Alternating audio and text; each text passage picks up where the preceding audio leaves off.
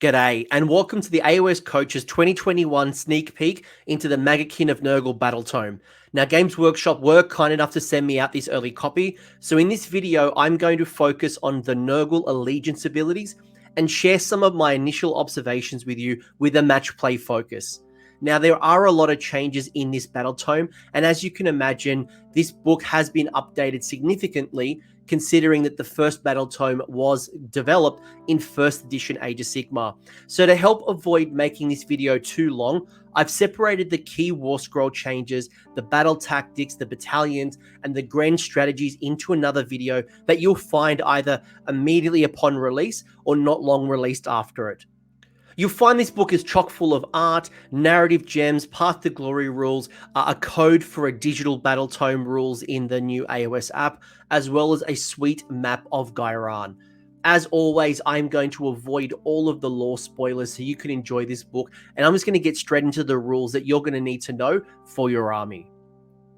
Maggotkin of Nurgle armies have gained a whole new bunch of allegiance abilities, as well as keeping that cycle of corruption and summoning from previous books. However, I will caveat that they have been updated.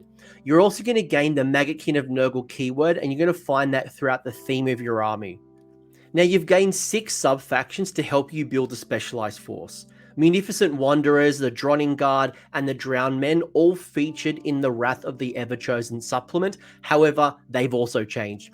Now, I'm going to look at some of the new sub-factions as well as the old ones in the next slide. Like the cities of Sigmar, Nurgle armies can now take coalition units.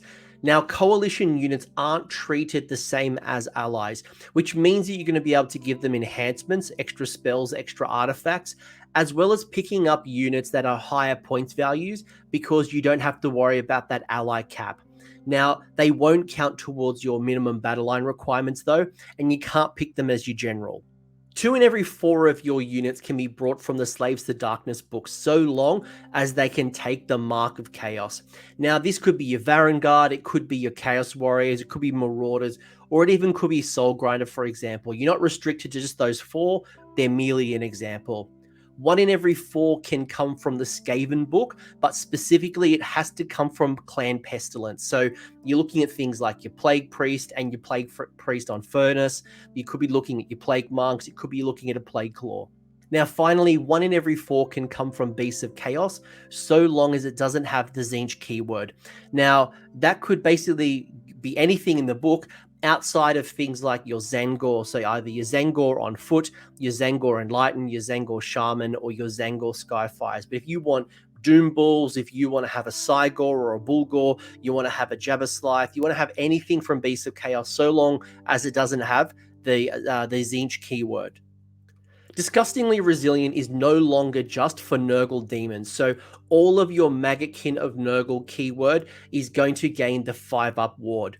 In addition to that, you will get to heal 1 wound at the start of your hero phase for each of the Maggotkin of Nurgle models, which is going to be great when you consider that you can also then boost it up through things like heroic actions or maybe an endless spell. The big change to Nurgle is the addition of diseased rules, which you might have seen in Warcom's sneak preview. However, we'll go into a little bit deeper here. It's a great mechanic. It is going to require you to keep track with counters, but if I was you, I would just order a bunch of 8-sided dice. They're called D8s, and that'll help you as a Nurgle player keep a track of those disease points on your opponent's units without getting confused with any wound counters or the D6s you would roll for throughout the game. The way Diseased works is at the end of the movement phase and at the end of the combat phase, which means both you and your opponent's turns. You will get to allocate 1 disease point for each enemy unit that is within 3 inches of a friendly Maggotkin of Nurgle unit. Now that seems simple enough. If my Free Guild Guard are within 3 inches of 1 Nurgle unit, I'm allocated 1 disease point. Now, a unit can only have a maximum of 7 disease points at any time, and you'll quickly see that there are spells and abilities that allow you to rack up these points. Things like Flesh Peeler and Noxious Nexus as an artifact, the Plague Squall spell, the Munificent Wanderers sub-faction. They're just a few ways that you're going to be able to boost your disease points. At the start of the Battle Shock phase, you make a bunch of dice rolls for each enemy unit that has disease points. Now, let's say that my Free Guild Guard had 6 disease points racked up in this particular turn. You're going to roll 6 dice. And for each 4+ that you roll, that is a mortal wound that is set against my Free Guild Guard.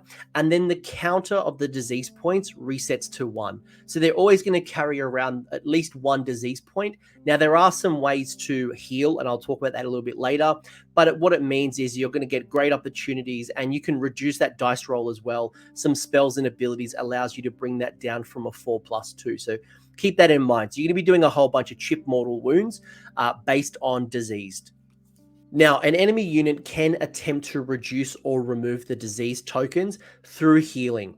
Now, they would have to choose either to heal a wound or to remove 1 disease point. So if I have the ability to heal 1 wound, I can allocate a wound or a disease point. I don't get both of them. Now, let's say at the end of the combat phase, I had an ability to heal if I slain some models. Let's say I could heal 3 wounds if I slain some models. That means that I've got a combination here where I could either heal 3 wounds, heal 3 disease points, or a combination at my choosing. But either way, if I use heroic actions, which is obviously at the start of the game or start of the round, it does mean that I could heal a disease point, and you could just reallocate it through movement or through combat.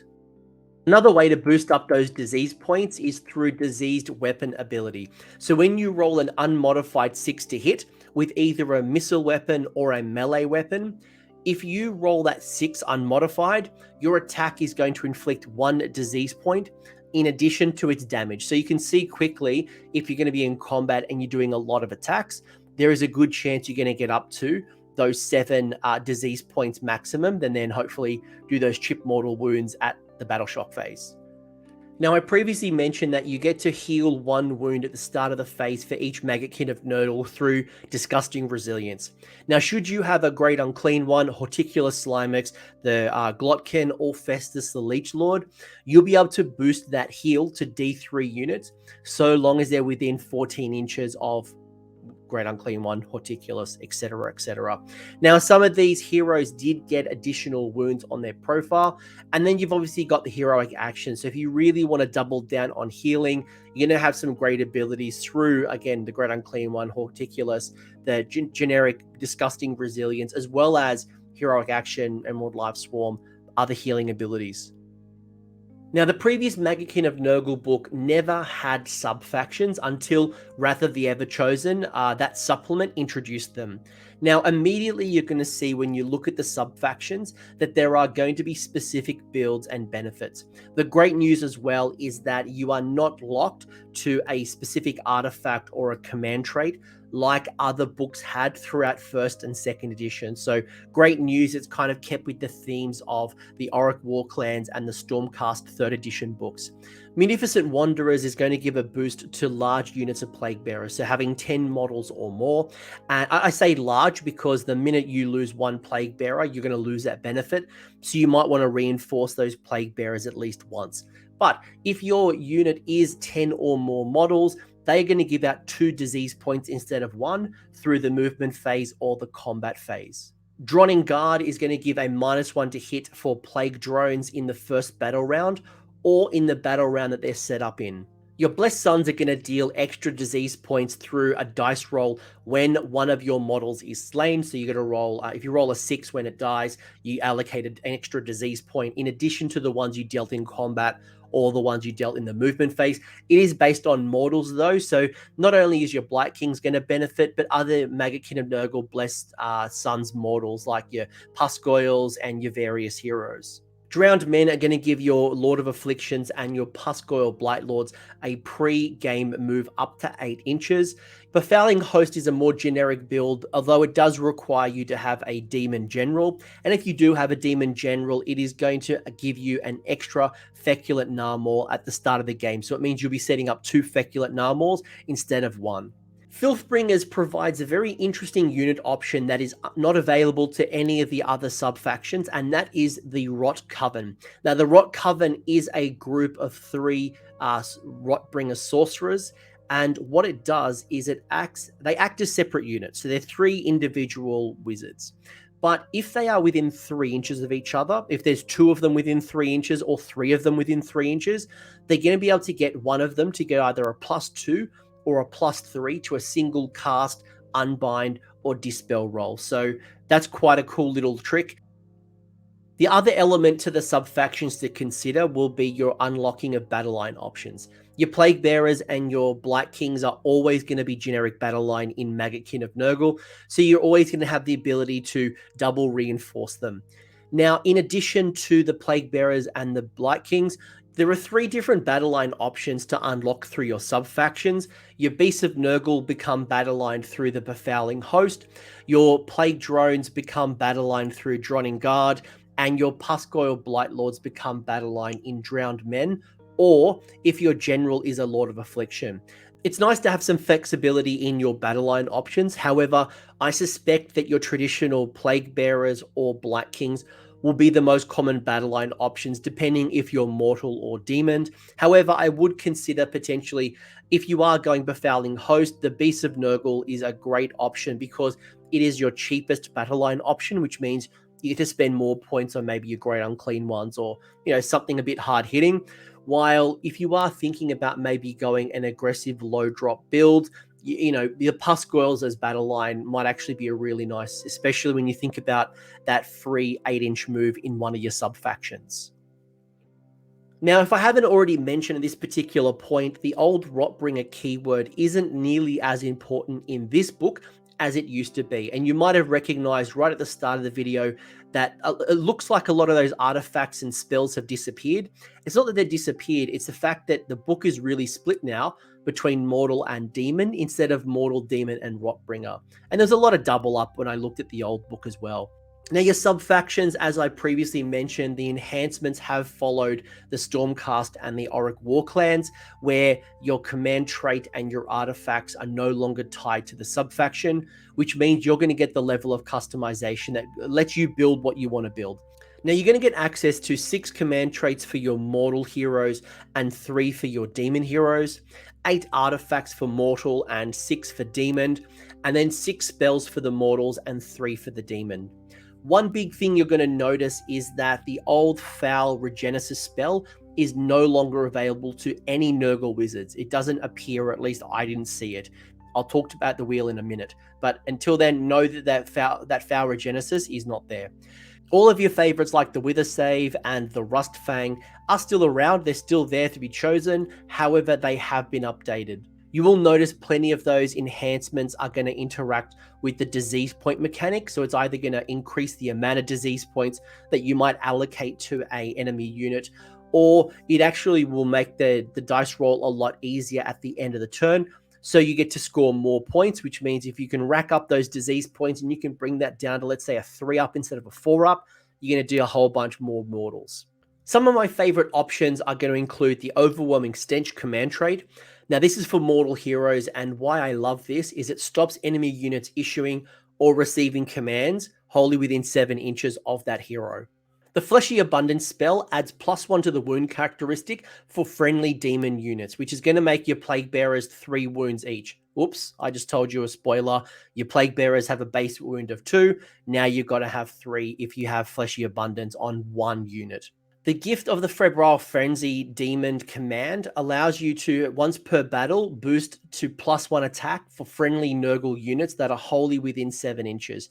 So if you consider a powerful beacon like the Great Unclean One with a massive base, that is a large boost area within 7 inches of the Great Unclean One. The other one I'd call out is the Magnificent Bubos. That's a mortal spell, and I've subtracted 1 from the hit rolls, but also the chanting, casting, dispelling, and unbinding roll. So quite flexible. If you think about a priest-based army, you're able to like reduce, -1 to the chanting rolls. If you're, up against a casting army, -1 to the casting. Or if you're up against more of a combat-focused army and you're not worried too much about spells and prayers, you could do -1 to hit roll. So I love the flexibility of that. So you still roll a dice to see where you start on the Wheel of Corruption. However, you are going to see the differences here. So number 1, if you roll a 1, it's all Maggotkin of Nurgle heroes gain a 4-up ward. If you roll a 2, All units are treated as being within 14 inches for the locus ability, so your D3 heal as opposed to a 1.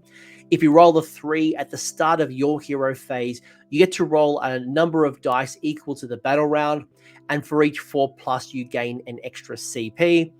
If you roll a 4, heroes that do not have the Nurgle keyword cannot carry out a heroic action or issue rally or inspiring presence. This one might be actually my favorite, being able to stop someone doing inspiring presence, or even use a rally. That's pretty amazing, or stop them from receiving an extra command point, healing up through the heroic action ability. Number 5 subtracts 1 from the charge rolls from enemy units that don't have the Nurgle keyword, but also enemy units that don't have the Nurgle keyword can't finish a pile-in move closer to a friendly Nurgle unit than they were at the start of the move. So it means they're not going to be able to pile in and get more models. In fact, they need to kind of move out, and maybe you'll get even less damage kind of allocated to you because they've had to move away slightly. Finally, on a 6, you get to add 1 to the disease rolls that you need to make, so it brings that dice roll from a 4 to a 3. And then when you get to the top of the cycle, the corrupted regrowth, at the start of the hero phase, you're going to gain an extra CP for every Feculent Gnarlmaw in your army on the battlefield. Nurgle armies are still going to get access to summoning new units throughout the game. Now, the rules for contagion points are basically still the same. You're going to gain 3 for having friendly units wholly within your territory. You're going to get 3 for having units wholly within enemy territory.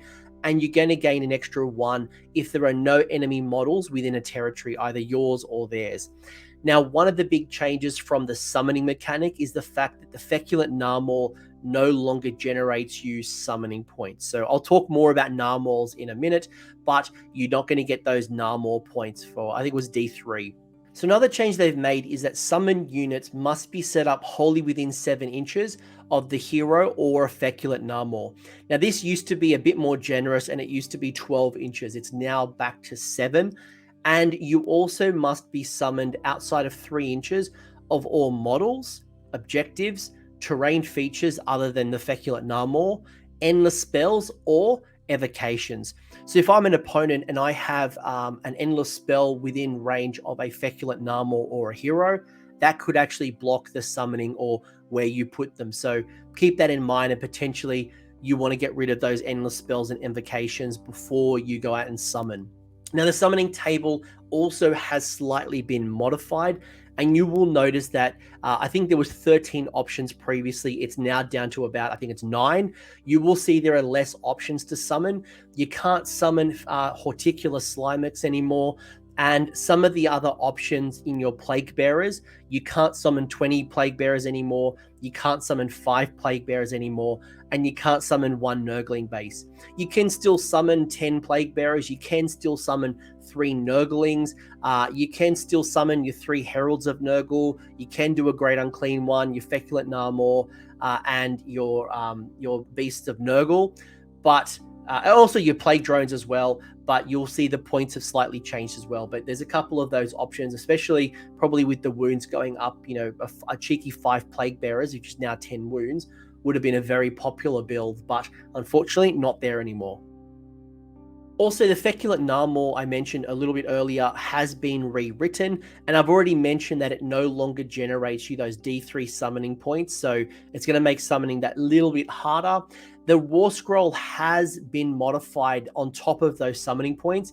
It did lose 2 more of its rules, but you are going to get some rules. Unfortunately, I think you're going to be a little bit upset with one of the rules you've lost. So you've lost the Entropic Chimes, which was the ability that allowed you to run and charge if you were within 7 inches of the Feculent Gnarlmaw. This was a common strategy for you lot. You would, run up the board, you would make sure you're within 9 inches of that Feculent Gnarlmaw, and it would slingshot you into combat. Unfortunately, no longer available to you. You've also lost the Sickening Blossoms, which used to cause 1 mortal wound on a 4+ if an enemy was in 3 inches of the Feculent Gnarlmaw. Now, I don't think that's a big change. Look, you're doing mortal wounds anyway through the disease, but certainly the Entropic Chimes is going to be something that I can imagine you're probably not very happy with. In its place, you've gained Impassable, Spreading Disease, and Encroaching Corruption.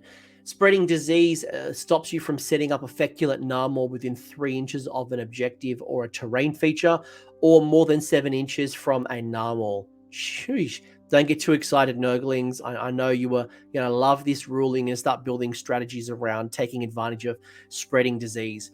Encroaching corruption is going to generate additional contagion points if there are no enemies within 3 inches of the Feculent Gnarlmaw, and it will also count as a friendly unit for the purpose of disease when you are trying to rack up those points.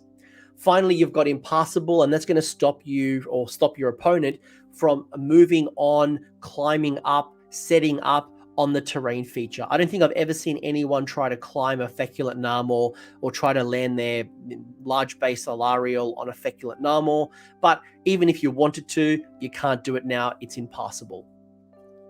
So that's the allegiance abilities. We haven't looked at the War Scrolls yet. There is another video straight after this that will talk about the War Scroll changes.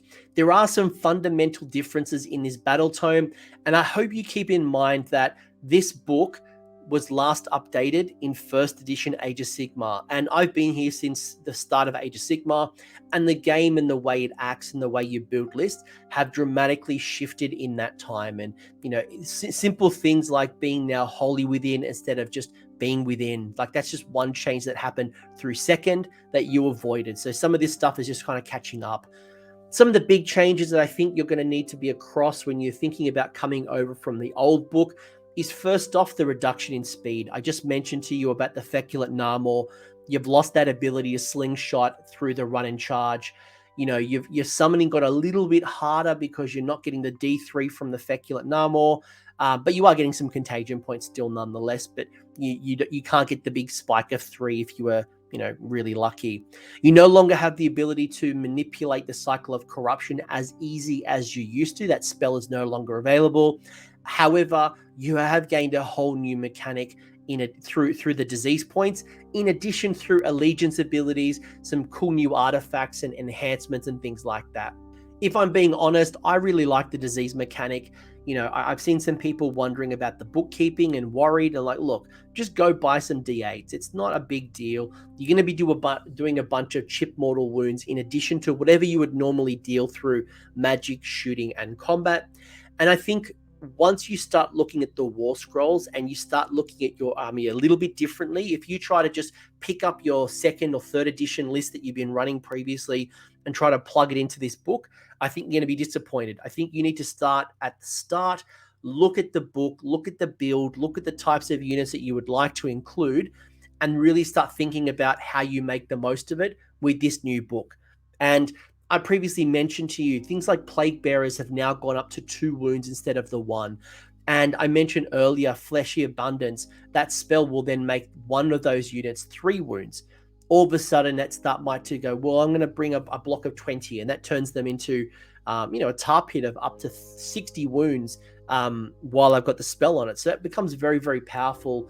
And then how I might support it through Herald, a Great Unclean One, etc., etc. Now, I can assure you these are not the only changes, and I mentioned to you I will be doing another video straight after this that'll talk about the match play battalions, the battle tactics, the changes on key War Scrolls. But I want to hear from you, Mr. or Mrs. Nurgle player. Let me know in the comments section what your thoughts are about this particular book.